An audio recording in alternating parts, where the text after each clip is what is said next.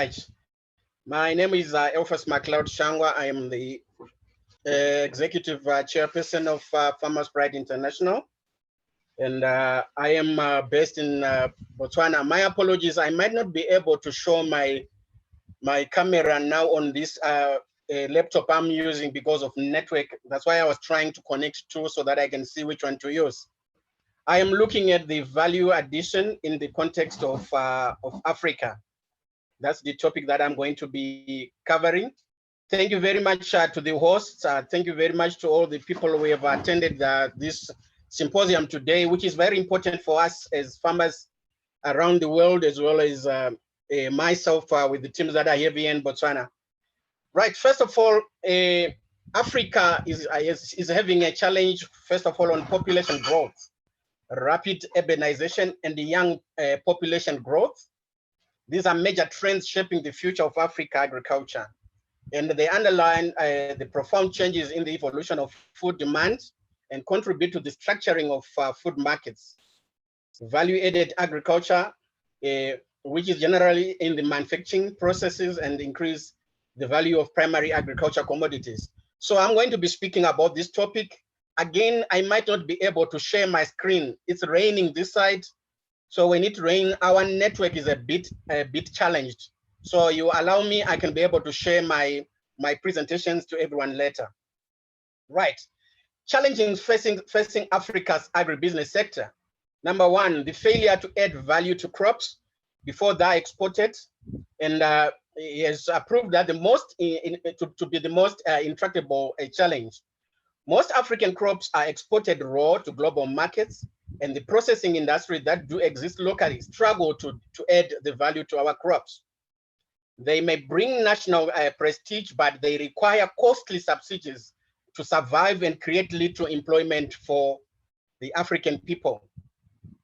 This situation is acute in sub-Saharan Africa's most important crops. I'm looking here at cocoa, cotton, cashew nuts, and the horticulture products, which are always affected because one, their lifespan is a bit short. Right, I want to look at Cote d'Ivoire, countries like Cote d'Ivoire, Ghana, Cameroon, and Nigeria, which are producing over 70% of global output on the crops that I've just mentioned. But around 75% of the crop is expected as raw beans to Europe and Asia, with only a quarter staying in the region for processing into cocoa butter, powder, and little chocolate. This leaves the lion's share of value addition to be captured by the confectioners and the retailers at the end of the chain, which are mostly Western countries. When the continent's agriculture sector has many inbuilt advantages, it faces a challenge in financing. This include we also include the abundance. We have got abundant agricultural land and rapidly growing population, and the lower cost of capex for industrial plants, lower labor costs, plus less onerous challenges that are facing reaching out to customers. But many factors work against these advantages. Lack of efficient marketing infrastructure for Africa. This prevents farmers and processors from getting full value of their crop, even in its raw form. The problem starts with the lack of farmer credits and inputs and progress through the value chain, which is inadequate storage facilities, poor road networks, overloaded ports, and lack of access to buyers, like I've already mentioned. This results in high crop losses. Typically 30 to 40% of Africa's crops rot before they reach the market, and poor coordination between farmers, which create market gluts, and often happens in countries like Nigeria, which has got a lot of, which is producing a lot of tomatoes, and also results in farming getting little or nothing for their crops. Africa's agri-value chains, what is happening to them? Numerous middlemen are adding costs while bridging dubious value and higher levels of fraud. In Africa, for you to access a market, you have got to go through a middleman. And those middlemen put a lot of money for you to access the market. And at the end of the day, poor farmers who are in Africa will not be able to reach out the market or also to get their crops to get the added value. This creates an unstable platform for setting up processing business that really on regular and guarantees flows of raw commodities in order to meet the demands of takers. Right. Another challenge is lack of financing.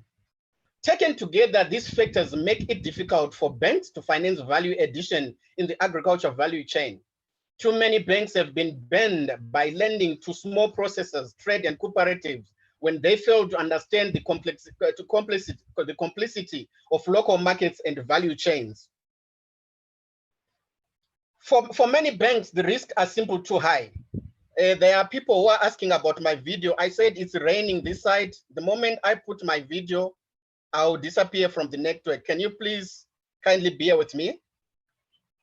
Right. For many bankers, the risks are simply too high. From whether the farmers will provide the crops in return for the credit advance by the processor, to whether the processor will get a fair price from the traders who are fighting to protect their own margins.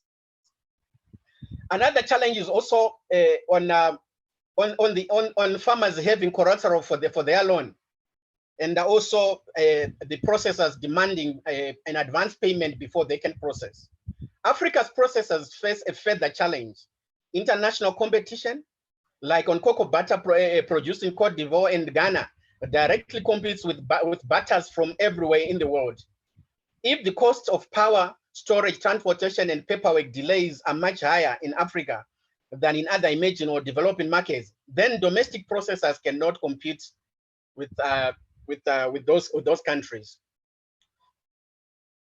Again, the key breaking of how do we break this logjam for us to boost the value chain in Africa? If a country decides to add value to the product for which there's no local demand, for example, marketing cocoa butter and powder, then it must offer a physical incentives to local processors. But at the moment, the challenge we're facing is that governments are also not ready to promote their own farmers so that they can be able to process the produce that are coming in their country. Instead, they are opening their borders and also markets to import the same product that are supposed to be manufactured and processed in their own countries. This means subsidies and many subsidized industries can come to rely on subsidies in order to remain commercially viable, undercutting its own competitiveness. But if there is multiple uses in consumers and markets for crop, this gives market power to exporters as they do not have to take the first price offered to them.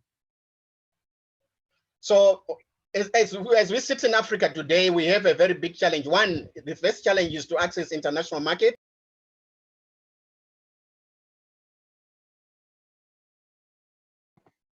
I'm sorry to interrupt you, Elfas. You ended up being muted.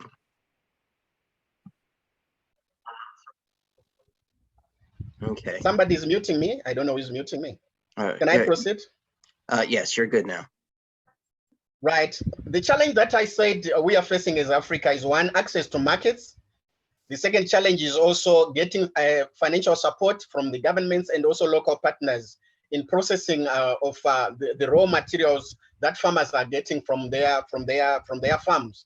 So today, as I speak here, representing farmers from almost 40 countries across the world, it is my appeal to all people who are able to support the African agricultural agriculture, as well as support our farmers in Africa, to come on board and partner with us so that we can be able to reach out to farmers, so that those farmers can be able to access ways of processing their commodities, and again, the international market. Thank you very much.